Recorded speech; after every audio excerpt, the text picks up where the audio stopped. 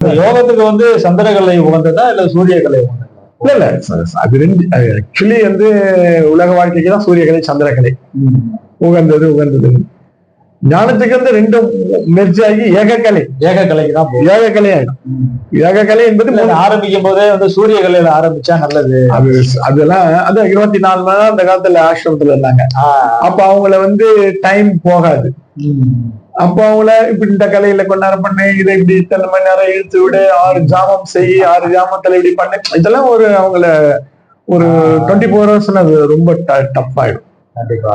இப்ப நாங்க வந்து கூட என்ன ஒரு டெக்னிக் நாங்க என்ன சொல்லித்தரோம், எப்ப மனம் சந்தோஷமா இருக்கோ, இன்னைக்கு குடும்பத்துல பீஸ்ஃபுல்லா இருக்கா, அன்னைக்கு உட்காந்து நல்லா பயிற்சி பண்ணு, ரிசீவ் நல்லா இருக்கும். நீ சாதாரண நல்ல வந்து கவலை கொஞ்சம் டயர்டா இருக்கும் போதெல்லாம் உட்காந்து பயிற்சி பண்றது அது இன்னும் குழப்பமா இருக்கும். அந்த ரிசீவிங் நல்லா இருக்கு. சோ அதனால இந்த பயிற்சி முறைகள்ல வழிகாட்டுறது ரொம்ப. அதனால இந்த கலைகள் வந்து நாங்க வந்து அந்த சரம் பாக்குறது, பட் அது நல்லா செய்யறது, அது மாதிரிலாம் 3 கலை ஒண்ணு வாசி செய்யும்போது 3 கலை ஒண்ணாயிடுது. சரத்தை பாக்குறதுன்றது அவசியம் வந்து ஞான யோகத்துக்கு இந்த மாதிரி சித்தர்கள் வழி போறவங்களுக்கு தேவை இல்ல. ஒரு நல்ல காரியத்துக்கு போகும்போது அது பார்த்து போலாம். இப்ப அது வந்து சாதாரண மக்களுக்கு அது யூஸ் தான். அதுல வந்து அவங்களுக்கு சாதாரணமா இருக்க இல் வாழ்க்கையில இருக்கவங்களுக்கு அதெல்லாம் பார்க்கலாம்.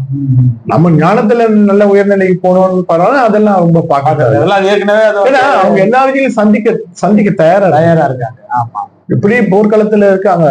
அர்ஜுனன் யாரு இருக்கா இதுல? குரு இருக்காரு, சித்தப்பாரு, பெரியப்பாரு, மாமா. அதே மாதிரிதான் யோகம் பண்ணும்போது எல்லார்கிட்ட விதி வரும்ன்றதான் அந்த இது. அவங்க எதுக்கும் தயாரா இருக்காங்க. ஆமா இப்போ இருக்கீங்க, இதுல ஈடுபடும் போது உங்க குடும்பத்துல ஒரு சில நஷ்டங்கள் ஏற்படுது. இப்ப நீங்க இதை வாங்கி வர்றீங்க, பேசுறீங்க. இப்ப இதுல என்ன, நீங்க ஒரு கண்டிப்பா ஒரு 10 ரூபா 100 ரூபாய் ஒரு 1000 ரூபாய் சம்பாதிச்சிருப்பீங்க. நம்ம வீட்டுல இருக்கவங்களுக்கு அது இதுதானே, என்னடா இது இப்படி பண்ற, எதுக்கு வேண்டாத வேலை அவங்க ஒரு இது சொல்லுவாங்க. அது மாதிரி உங்க அண்ணன் தம்பி சொல்லலாம், உங்க அம்மா அப்பா சொல்லலாம், உங்க ஃப்ரெண்ட்ஸ் சொல்லலாம்.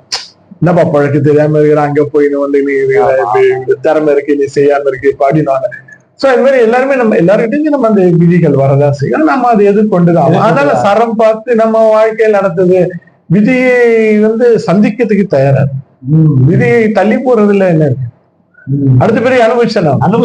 கண்டிப்பா நம்ம இந்து மதத்துல அந்த பாவங்களுக்கு பதில் சொல்லியான ஓட்டம் பரிகாரம் பண்ணாலும் அடுத்த பிறவியில, இந்த பிறவில ஏதோ தப்பிச்சா கூட அடுத்த பிறவியில இல்ல, அவன் என்னைக்கு யோகத்தை ஸ்டார்ட் பண்றானோ எல்லாத்துக்கும் பதில் சொல்லி.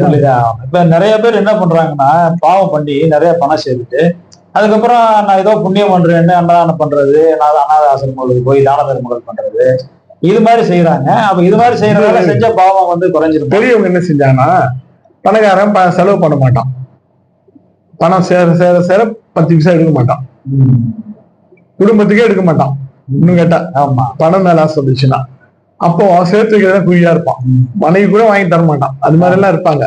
அப்ப அவங்களை என்ன பண்றாங்கன்னா, ஞானிகள் பாக்குறாங்க, எப்ப அவங்க இது மாதிரி. அப்ப அவன் திடீர்னு ஒரு கஷ்டப்படுறான், பாவம் போனோன்னா கொஞ்சம் அன்னதானம் பண்ணு, நோயாளிகளுக்கு உதவி செய்யு, அனாதையா இருக்கவங்களுக்கு கொடு, இப்படின்னு சொல்றாங்க. அவங்ககிட்ட இருந்து கொஞ்சம் இது பண்ணி கொடுக்குறதுதான் அது பண்றாங்க ஐயா. ஆனா அது மாதிரி பண்றதால பாவம் போகுமா? பாவம் போவாது, புண்ணியம் சேரும். பாவம் போவாது. ஆனா அந்த பாவம் தான் அது கண்டிப்பா. அதனாலதான் ஞானத்துல இருக்கும் பயப்படுறாங்க, தப்பு செய்யுது கொஞ்சம் பயப்படுறாங்க. ஏன் பயப்படுறாங்க? இது கண்டிப்பா பதில் சொல்லி ஆகும். அதாவது பயிற்சியில உயர்ந்த நிலைக்கு தடங்கள் அப்படியே ரொம்ப ஆடி போயிடும். ஐயோ என்னடா இது, கை கேட்கறது வாய் கேட்கலேன்னு ரத்த கண்ணீர் வடிப்போம். இந்த நிலைக்கு போறதுக்கு இல்லையே இந்த தடங்கள் வந்துடுச்சு, ஆண்டவா என்ன பாவம் செஞ்சணும் அப்படின்னு துடிச்சு துடிப்பாங்க. கண்டிப்பா பதில் சொல்லி ஆகும். இப்போ இந்த சாதாரண மனித வாழ்க்கையில ஒரு குறிப்பிட்ட கர்மா தான் அவங்களுக்கு இருக்கும். இந்த பிறவில நீங்க ஒரு 80 வயசு இருக்குன்னா அதுக்குள்ள என்ன கர்மாவா தான் இருக்கும். அதனால அது 1-2 சமாளிச்சு அவங்க வாழ்ந்துட்டு போயிடாங்க, நல்ல வாழ்க்கையை வாழ்ந்தா இருப்பான் அப்படின்னு சொல்லுவாங்க. ஆனா அப்படி இல்லை. அவரு அதுக்கப்புறம் அது அந்த ஆன்மா அடுத்தடுத்து டிராவல் பண்ணும். இறை நோக்கி போகும்போதுதான் அங்க இருக்கு, அப்பதான் பதில் சொல்லி ஆகும். சொல்லிதான். அதனால பொதுவா நம்ம சம்பாதிச்சோமா, நம்ம சாப்பிட்டோமா, நம்ம குடும்பத்தை பார்த்தோமா, ஒரு நீங்க பாவம் செய்யறது அடுத்தவங்க பிரச்சனை தேவையில்லாம தலையிடாம இருந்தாவே பாதி பாவம் குறையும் இல்லையா? கண்டிப்பா. இவன் ஏன் அப்படி போறான், அவன் ஏன் அப்படி போறான், இது என்ன செய்யறான், அவன் என்ன செய்யறான், இது என்ன இவன் எப்படி பெருசால பெரிய ஆயிட்டான், நேற்று வரைக்கும் எப்படி இருந்தான், இப்படி இதெல்லாம் நமக்கு தேவையில்லை. நம்ம என்ன சம்பாதிக்கணும், நம்ம எப்படி குடும்பத்தை இருக்கிறோம், அதோட நிறுத்திட்டாலே பாதி பாவம் குறைஞ்சிடும். அதுதான் உண்மை. அதான் இது மாதிரி. அப்போ அந்த பயிற்சி நிலையம் இந்த விஷயம் இவ்வளவு விஷயங்களை கத்துக் கொடுக்குது. இந்த பாடம், இந்த பாதை இவ்வளவு விஷயங்களையும் கத்துக் கொடுத்து மனித இப்போ நீங்க தமிழர்களுடைய பாரம்பரியம் பாத்தீங்கன்னா பரிபாடல்கள் நிறைய சங்க இலக்கிய பாடல் நீங்க பாத்தீங்கன்னா அதுல கடவுள் மற்ற விஷயங்களை ஏன் வரலன்னா, ஒரு தமிழர்கள்னா இன்னைக்கு பிரிஞ்சிருக்கோம். ஆனா சவுத் இந்தியா ஃபுல்லாவே தமிழர்கள் தான், தமிழ் தான் பேசு. அதுல தமிழ்நாடு ரொம்ப உகந்த ஒரு இடமா இருக்கு, ஞானத்துக்குரிய இடம். மற்ற இப்போ அந்த கொஞ்சம் வெப்பம் அதிகமா இருக்கு, வடக்கு பகுதியில கொஞ்சம் நார்த்து ரொம்ப குளிர். ஆனா தமிழ்நாடு சீரான ஒரு வெப்பம், உணவு செரிமானம், அரிசி ரொம்ப செரிமானம், ஒரு கிளைமேட் எல்லாமே நல்லா இருக்கு. சோ யோகத்துக்கு உகந்த பூமி. ஆமா, பூமி. சோ அதனால அவங்க என்ன பண்ணாங்கன்னா, அந்த அதுல நிறைய ஞானத்துல நிறைய வந்தாங்க. அதனால மனித உணர்வுகளை புரிந்து அதுக்கேற்ற மாதிரி அவங்க வாழ்க்கையை நடத்துறாங்க. கடவுள் தண்டனை குத்துவான்னு வாழ்க்கை நடத்தல அவங்க. நீங்க பழைய பாடல்லாம் பார்த்தீங்கன்னா அவ்வளவு சிறப்பா இருக்கும். அந்த சமூக வாழ்க்கையா இருக்கலாம், காதல் வாழ்க்கையா இருக்கலாம், குடும்ப வாழ்க்கை, எல்லாத்துலயுமே அடுத்த ஒரு உணர்வு என்ன, அந்த உணர்வுக்கு எப்படி நம்ம மரியாதை கொடுக்கணும்னு வாழ்ந்தாங்க. ரொம்ப சிறப்பான ஒரு வாழ்க்கை வாழ்ந்துருக்காங்க ஞானத்தாலதான். கண்டிப்பா. சோ அதனாலதான் இது ஒரு ஞானம். உலகத்திலேயே நிறைய நம்ம தமிழ் மன்னர்கள் பழைய காலத்துல இருந்து இருந்திருக்காங்க. அவங்க எல்லாம் மன்னிப்பு கொடுத்திருக்காங்க. உலகத்துல தண்டனை மரண தண்டனை தான் மற்ற நாடுகள்ல. ஆமா, கண்டிப்பா. ஆனா இங்க மட்டும் மன்னிப்பு ஏன் கொடுத்தாங்கன்னா, இந்த ஆத்மாவுக்கு கொடூரமான தண்டனை கொடுத்தா அடுத்த பிறவில இன்னும் அது விகரசாகி இன்னும் மோசமான ஒரு கொள்கையோட பிறக்கும். திருப்பி மனித குலத்துக்கு அது பாவத்தை செய்யும். அப்ப அவன் மன்னிச்சு விட்டாங்கன்னா அது வரணும்.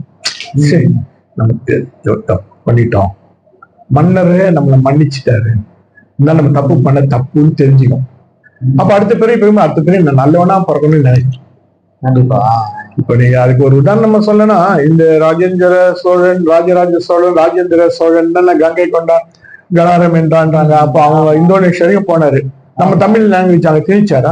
நம்ம கடவுள் அங்க திணிச்சாரா? ஒண்ணுமே இல்ல. போனாரு, பிடிச்சாரு, அந்த இது ஒரு இதுக்காக அது நாட்டெல்லாம் பண்ணாரு. அப்புறம் அந்த மக்கள்ல எந்த ஒரு தொல்லையும் கொடுக்கல. எங்க லாங்குவேஜா நீ பேசுவோம், எங்க சாமி தான் நிற்க முடியும், அதெல்லாம் இல்ல. ஆனா மற்ற இதா இருந்தா எங்கள் தான் பேசணும், எங்க மொழி பேசணும், எங்க கடவுளை நீ கும்பிடணும்னு சொல்லி உலகம் உள்ள வரலாறு. நம்ம மன்னர் அங்க வரைக்கும் போயிட்டு அப்போ எப்படின்னா பக்குவப்பட்ட நாடு, மாண்புல, மனித மாண்புல ரொம்ப உயர்ந்த இது. இந்த பூமியில பிறந்து ஒரு பெரிய புண்ணிய பூமி தான். ஜெவ புண்ணிய பூமி தான். சவுத்துல கொஞ்சம் கூடுதல். 4 ஸ்டேட்லயும் இது இந்த உலகத்திலேயே இது போன்ற ஒரு ஆன்மீகம் பேச்சு, இது போன்ற ஒரு ஆன்மீக பார்வை உலகத்துல எங்கேயுமே கிடையாது. கண்டிப்பா கண்டிப்பா. இங்க மட்டும்தான் இது மாதிரி ஒரு நடுநிலையான ஒரு ஆன்மீகம். மற்றதால கொஞ்சம் இருக்கு, பட் அது ரொம்ப மெஜாரிட்டி இல்ல. சார்ந்த ஒரு தன்மை இல்லாத ஒரு ஆன்மீகம் இங்கதான் இருக்கு. ஆமா, எனக்கு சில நேரங்கள்ல இந்த பரிபாடல்கள் இந்த மாதிரி இந்த இலக்கியங்களை பத்தி பேசும்போது நான் அதை கேட்பேன். சரி, என்னதான் சொல்றாங்க அதுல எல்லாம் பாத்தீங்கன்னா அவ்வளவு சிறப்பு இருக்கும். அதனாலதான் இன்னைக்கு கூட நீங்க கீழடியில சாமி போட்டால சாமி இதெல்லாம் கலைனா அவங்க தனக்குள்ள அந்த இறை உணர்வை பார்த்தாங்க, இறை தன்மை பெற்றாங்க, மனித மாண்போட நடந்துக்கிட்டாங்க. அவ்வளவு போதும், கோயில் தேவையில்லை அப்படின்னு அந்த காலத்துல. அதனால இன்னும் கிடைக்க மாட்டேங்குது. பிற்காலத்துலதான் மக்கள் தொகை பெருக, பொருளாதாரம் மாற்றங்கள் வர, எல்லாம் மாற்றம் வரும்போது சரி மக்களை சாந்தப்பதான் கோயில்லாம் கட்டி எல்லாமே இந்த கடவுள், அதாவது மற்ற நாடுகள்ல மற்ற மதங்கள்ல இறைவனை வழிபடணும்னு வச்சிருக்காங்க. ஆனா இங்கே நம்ம தென்னகத்துல, தமிழ் இந்தியாவுல தென்னகத்துல மட்டும் மனசை பத்தினதான் அதிகமா நம்ம செயலிகள் எல்லாமே அப்படிதான். மனசுதான் எல்லாமே, மனம்தான் காரணமா இருக்கு. அப்ப இந்த மனசை எப்படி சீர்படுத்துறது? ஆமா அப்படின்ற மாதிரிதான் பாத்துருக்காங்க. வாழ்க்கை முறை எல்லாமே அப்படிதான் அமைச்சிருக்காங்க. வாழ்க்கை முறையை அமைச்சிருக்காங்க. அவங்க சொன்ன கருத்துக்கள் எல்லாமே வந்து மனசுக்காகத்தான். அந்த மனசை பக்குவப்படுத்திட்டாதான் அந்த சமூகம் நல்லா இருக்கும் அப்படின்ற ஒரு ஆன்மா துன்புறாது. இப்ப நம்ம மனப்பக்குவம்னா உங்களை துன்புறுத்த, மனப்பக்குவம் உங்களை துன்புறுத்த மாட்டேன். அவ்வளவுதான். அதனாலதான் தண்டனைகளும் இங்க இதுவரைக்கும் நம்ம நாட்டு சட்டம், நம்ம நாட்டு சட்டம் கூட கடுமையான தண்டனை கிடையாது. பொதுவா நம்ம அந்த இன்னும் கூட கொஞ்சம் அந்த பாரம்பரியம் இருக்கு. உலக அளவுலதான் இன்னும் இருக்கு. மாற்றங்கள் வரும்போது உலக அளவுல சில விஷயங்கள் நடக்கும்போது நம்ம இவங்களும் கொஞ்சம் சேஞ்ச் ஆயிடுறாங்க. இருந்தாலும் நம்ம பாரம்பரியம் அவ்வளவு சிறப்பு அப்படியேதான் இருக்கு, இன்னும் அப்படியேதான் இருக்கு. அதனாலதான் நம்ம நாடு இன்னும் அமைதியாவே. ஆமா, அதனால யோகா கலை தான் ஒரு சமூகத்தையும் ஒரு மக்களையும் ஆளும் திறன் வாழும் மன்னன். அந்த காலத்துல எல்லா மன்னர்களுமே தியானம் பண்ணி தான் யோகம் பண்ணாங்க. அப்புறம் தான் அரசு பதவி ஏத்தாங்க. இல்லைன்னா புறாக்கு ஏன் தொடக்கரியத்தை கொடுக்குறான்? ஆமா, அந்த சிவி சக்கரவர்த்தி. ஆமா, அப்போ எவ்வளவு அது மாண்பு. அதாவது அந்த இதுல என்னன்னா ஒரு உயிரோட தன்மையை அவங்க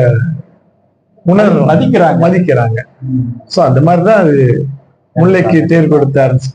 ஆனா இன்னைக்கு வந்து நம்ம மக்கள் எப்படி ஆயிட்டாங்கன்னா, ஆன்மீகத்தால வந்து சக மனிதர்களுக்கு என்ன லாபம் இருக்கு அப்படின்ற மாதிரி கேள்வி இருக்கிறாங்க. ஏற்கனவே மனித மனம் ஒரு லாபத்தை கருதி இயங்கும். அது அதனுடைய சுவாபம். ஒரு ஆன்மீகவாதினா அவர் ஏதாவது ஒரு அதிசயம் பண்றதா இருக்கணும், இல்ல நாளைக்கு நடக்க போறதையாவது சொல்றவரா. ஆமா, அப்படிதான் வருவாங்க. மக்களுக்கு அதான் தேவை. அவருக்கு அமைதியா இருக்கிறாருன்னா இருந்துட்டு போறாரு, எனக்கு என்ன போச்சு, தவறு செய்வேன், அதை மன்னிக்கணும், அதை மாத்தி கொடுக்கணும், அதுல எதுவும் பிரச்சனை வரக்கூடாது. அப்படி இருக்கிறவங்க அவன் தான் உண்மையான சாமியார். அப்படிதான் எதிர்பார்க்கிறாங்க. அப்படி பண்ண முடியாது இல்லையா? இப்ப ஒரு கொடூரமான ஆளை நாம ஹெல்ப் பண்ணனா அந்த பாம்பு எனக்கு ஒண்ணு சேரணும். இப்ப அவனால 10 பேர் பாதிப்பாங்கல்ல. கண்டிப்பா. சோ அதனால வந்து இது அதனாலதான் நம்ம